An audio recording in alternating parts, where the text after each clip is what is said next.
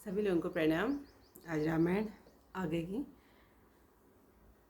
इस प्रकार कुटिलपन की करोड़ों बातें बनाकर कैकई को कपट सिखा दिया और सीता की सैकड़ों कथा सुनाए, जिससे विरोध बढ़े। होनहार वश कैकई के मन में विश्वास हो गया। रानी अपना सौगंध दिलाकर पूछने लगी। मंथरा ने कहा, क्या पूछती हो? तुमने अब भी नहीं जाना क्या अपने हित अनहित को पशु भी पहचानता है? राज तिलक का साथ सजते 15 दिन हुए और तुमने आज मुझे खबर पाई। तुमने आज मुझसे खबर पाई है। तुम्हारे राज में खाती पहनती हूँ। तुमसे सच कह देने में मुझे दोष नहीं है।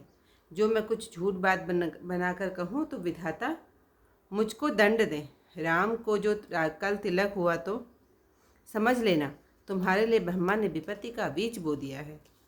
मैं निश्चयपूर्वक कहती हूँ, हे रानी, तुम दूध में गिरी हुई मक्खी हुई जाती हो। जो तुम अपने पुत्र सहित चाकरी करोगी तो ही घर में रह सकोगी, दूसरा उपाय नहीं है। कद्रू ने बिंता को दुख दिया था, तुमको कौशल्या दुख देगी। भरत बंदी गृह में रहेंगे और लक्ष्मण राम के मुख्य अधिकारी होंगे। कैकई मंत्रा की कठोर बातें सुनकर डरकर ऐसे मुरझा गई, कुछ बोल न सकी।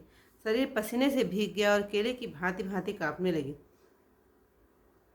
तब कुंवरी ने दांतों तले अपनी जीभ दबा ली। फिर करुणा छल से भरी कहानियां कह कहकर उसने रानी को समझाया कि धीरज करो।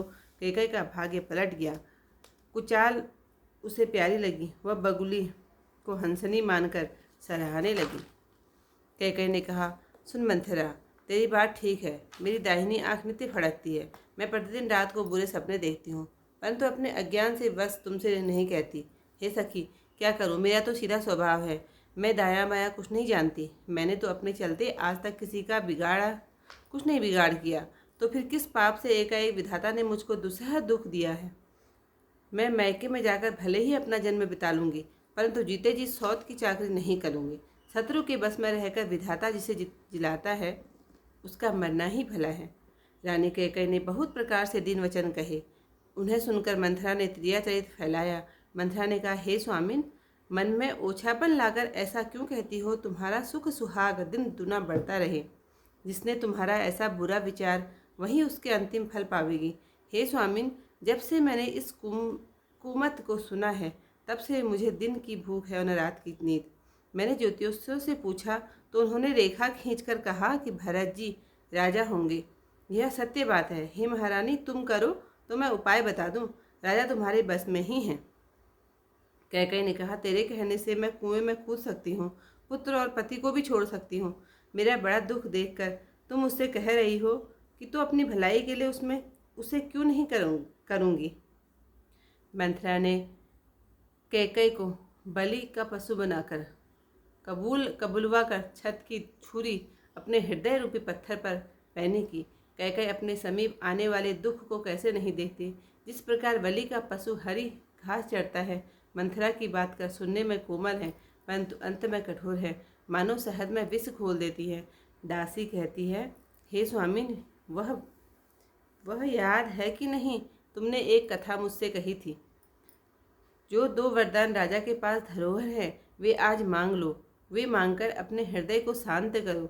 भरत को राज तिलक और राम को वनवास दो और सौत का आनंद छीन लो।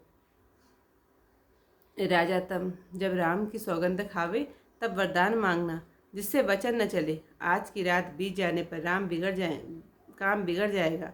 यह मेरी बात अपने जी से प्यारी समझना। पापिन कुबरी ने बड़ा सा बुरा दांव चलाकर कोप भवन में जाओ और सावधानी से सब काम बजाना। एकाएक राजा का विश्वास न करना।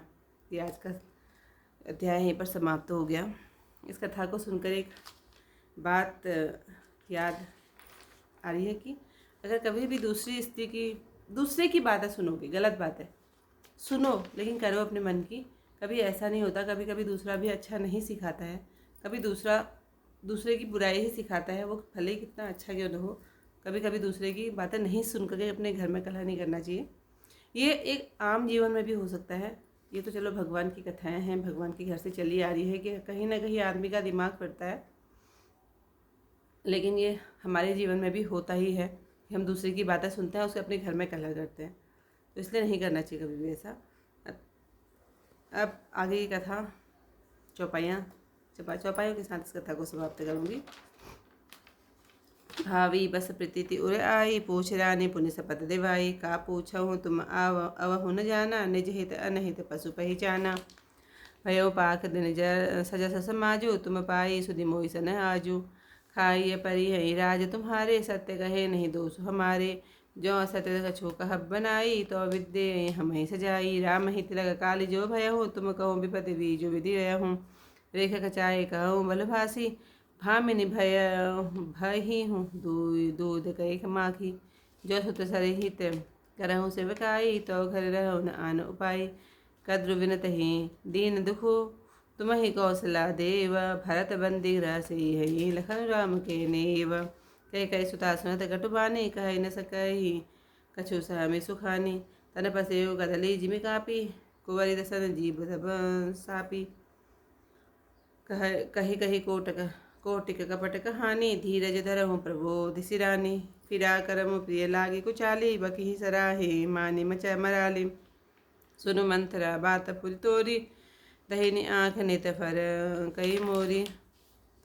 दीन प्रीति देखऊँ राति को सपने, कहु न तो ही मोह बस अपने।